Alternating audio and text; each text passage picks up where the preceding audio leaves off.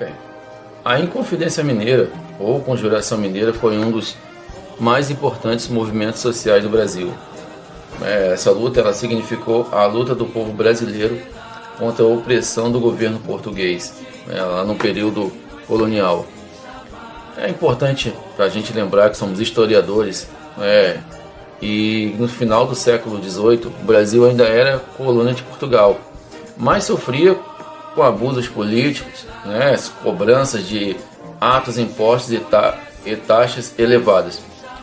E além disso, havia sido decretada uma série de leis que prejudicava ainda mais o desenvolvimento industrial e comercial do Brasil. No ano de 1785, Portugal decreta uma lei que proibia o funcionamento de indústrias e fábricas em territórios brasileiros. Nesse período, Minas Gerais havia grande extração de ouro. A quem encontrasse deveria pagar o quinto. Seria, na verdade, 20% de todo o ouro encontrado para a colônia portuguesa. E a colônia ficava com a maior parte. Tais atitudes já foram provocando uma insatisfação no povo, principalmente nos fazendeiros rurais e donos de minas, que queriam pagar menos impostos e ter mais participação política do país. A ideia desse grupo era conquistar a liberdade definitiva e implantar um sistema de governo republicano em nosso país. Mas sobre a questão da escravidão, acho que não havia nada definido até então.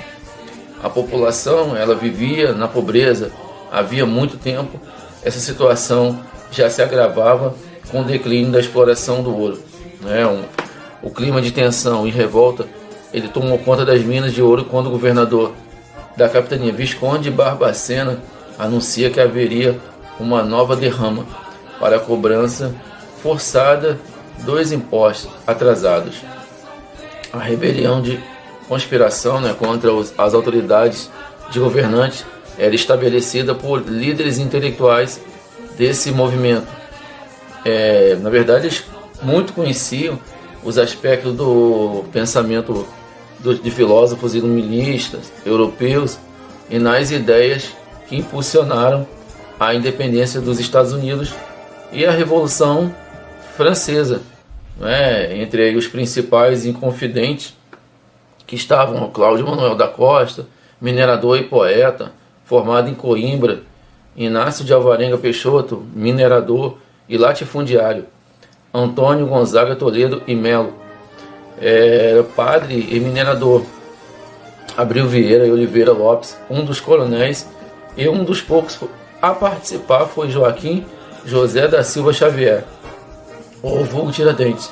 Os projetos dos Inconfidentes incluem medidas como separar o Brasil de Portugal, criando uma república com capital em São João del Rei, adotar uma nova bandeira no Triângulo Centro com a frase liberta-se quase que será também, ou seja, liberdade ainda que tardia.